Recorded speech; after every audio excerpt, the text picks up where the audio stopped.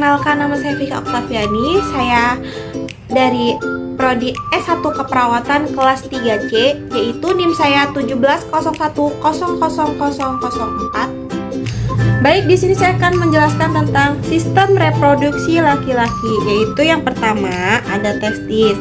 Testis itu tempat pembentukannya sel sperma dan hormon testosteron. Itu ada epidermis. Epidermis ini tempat pematangan dan penyimpanan sementara sperma. Selanjutnya ada van deferens. Van deferens ini adalah menyalurkan sperma dari epidermis menuju ejaculation. Atau disebut ejakulasi. Nah, terus ada vasikula seminalis, yaitu menghasilkan cairan yang berbentuk cairan yang memberi nutrisi pada sperma. Itu ada duct ejaculation, yaitu menyalurkan sperma bercampur cairan semen menuju uretra. Itu yang ini ada prostat. Nih, bagian sini. Prostat ini menghasilkan cairan yang membantu sperma bergerak dan bertahan hidup. Nih, di bagian sini. Nah, selanjutnya itu ada uretra. Uretra ini adalah tempat keluarnya urin atau sperma dari tubuh. Nah, terus selanjutnya ada penis. Penis alat kopulasi atau persetubuhan dan saluran pengeluaran sperma. Nah, setelah itu ada skrotum. Nah, ini ada skrotum, yaitu nih di bagian sini ada skrotum ya.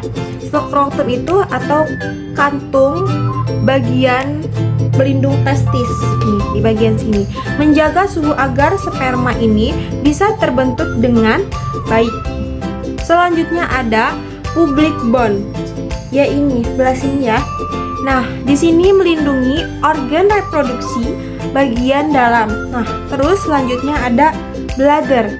Bladder ini menyimpan urin. Nih, di bagian sini ini menyimpan urin sebelum dikeluarkan. Nih, untuk menyimpan urin dan sebelum dikeluarkan, bukan organ reproduksi utama, tapi berdekatan. Nah, terakhir itu ada rektum. Nih, rektum itu penyimpanan feses sementara sebelum dikeluarkan lewat anus. Kita lihat.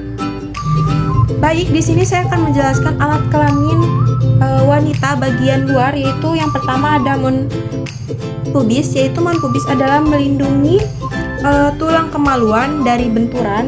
Itu ada klitoris. Klitoris adalah pusat kenikmatan bagi wanita. Itu ada labia majora.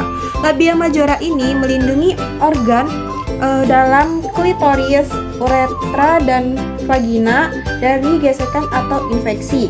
Nah, ada labia minora. Labia minora ini menutup buka vagina dan uretra menjaga kelembapan dan kebersihan. Terus ada urethral opening, yaitu tempat terjadinya keluar urin. Itu ada vaginal opening. Vaginal opening itu adalah tempat keluarnya darah menstruasi, yaitu ada perineum. Perineum itu adalah fungsinya menopang organ reproduksi bagian dalam seperti ini. Yaitu yang terakhir ada anus. Anus adalah tempat keluarnya fases. Ini seperti ini. Kita bisa lihat. Baik, saya akan di sini menjelaskan tentang sistem reproduksi wanita, yaitu pertama ada ovarium. Ovarium adalah tempat pengeluarannya sel telur atau ovum yang menghasilkan hormon estrogen dan progesteron. Yang kedua itu ada tuba fallopi. Tuba fallopi adalah tempat terjadinya pembuahan sperma dan ovum untuk menghubungkan ovarium ke rahim. Yang ketiga itu ada fimbriae. Fimbriae adalah tempat menangkapnya sel telur yang dilepaskan oleh ovarium. Yang ketiga itu ada uterus. Uterus atau rahim tempat embrio berkembang menjadi janin. Itu ada uterine fundus. Uterine fundus ini untuk mengukur tingginya rahim. Terus ada endometrium. Endometrium itu adalah lapisan dalam rahim tempat menempelnya embrio. Nah, seperti ini.